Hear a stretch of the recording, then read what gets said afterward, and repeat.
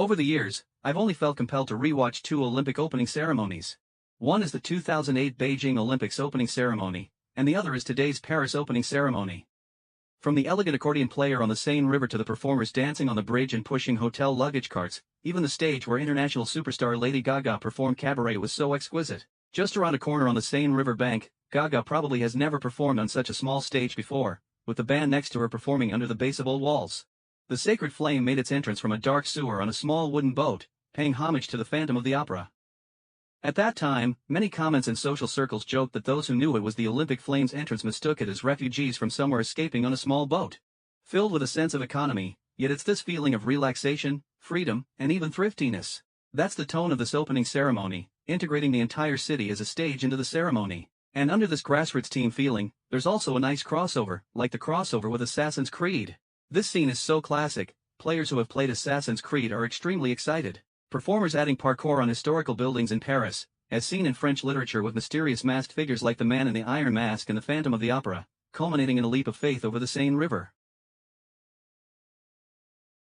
Entering the theater, witnessing a scene from the famous Les Miserables, accompanied by rousing rebellious music, portraying the French Revolution with freedom leading the people. Later, Mary Queen of Scots, decapitated by revolutionaries, appears holding her own head in Bastille while singing revolutionary songs. Arguably the darkest moment of the entire opening ceremony, even zooming in for a close-up, just in case anyone missed it. Also, when the torch rode on a small balloon and floated up, the balloon drifted away. The Statue of Liberty also had several close-up shots, being a gift from France to the US, it appeared in the opening ceremony. However, the distressed appearance of the statue, covered in scars and rust spots, raises questions. Is it implying that America currently bears these scars and blemishes? Seemingly intending to unsettle Americans, the undignified portrayal of the Statue of Liberty stands out. As expected, Americans were outraged, with many expressing criticism on Twitter. What was the intention behind inserting a deliberately unsettling scene for Americans at such a grand occasion as the Olympic opening ceremony? The French rushed to explain, American friends, don't jump to conclusions yet. This is a homage to Planet of the Apes, a book written by the French. However, American netizens are not buying it, expressing their anger online, and even threatening to retract the copyright of Minions, forbidding the French from using it. Because next, there was a crossover with the Minions. The Minions also participated in the Paris Olympics, and incidentally, they stole the world-famous painting Mona Lisa. I believe many children enjoy watching the scene. Although the Minions are cute, personally, I do not quite like this part. The sense of disjointedness is too strong, disrupting the previous depiction of Parisian scenery, culture, and history. The Minions have taken the atmosphere they established before into another dimension, which I personally do not like very much. This is also a criticized aspect of the opening ceremony of the Olympics. The problem is the lack of a strong and distinct theme. They tried to include everything, making it seem like there was everything, but in the end, there was nothing. Compared to the step-by-step approach and historical and immersive feel of the Beijing Olympics, the Paris Olympics wanted to include too much. Another part that gives me a strong sense of disjointedness is the final dinner. This was a performance inspired by Da Vinci's famous painting The Last Supper, but this time, Jesus became a dish on the dinner plate, and, well, this Jesus was a man.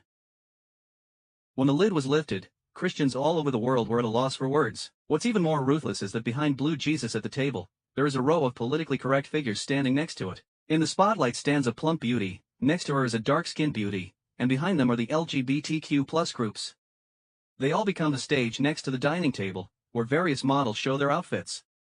Men who look like women, women who look like men, people who are hard to tell their gender apart, and those who are hard to tell if they are human or not, all join the chaotic dance of the models. This is a grand feast specially prepared for political correctness.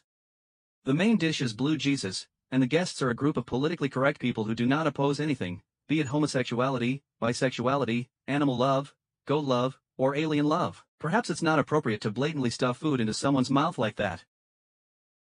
Moreover, what impact would such a scene have on mentally immature minors? When the hosts of CCTV, who were originally smiling, saw the scene of the final dinner, they were completely at a loss and had no idea how to explain it. Lastly, the Olympic flame is lit on a hot air balloon under the reflection of the Eiffel Tower, and the balloon slowly ascends. The opening ceremony and the opening of the Beijing Olympics are both spectacular. I've watched the opening of the Beijing Olympics in 2008 many times.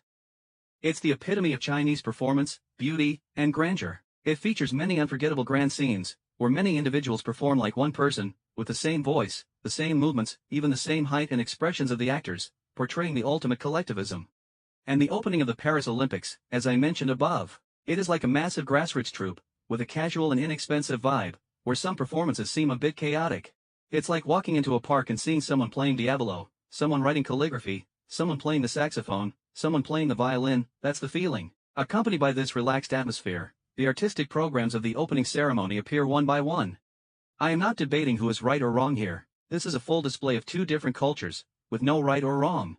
I appreciate the national spirit demonstrated in the Beijing Olympics, and I also like the freedom and relaxation shown in the Paris Olympics. These two are not contradictory. I think the model of using the entire city as a stage for the opening ceremony can continue.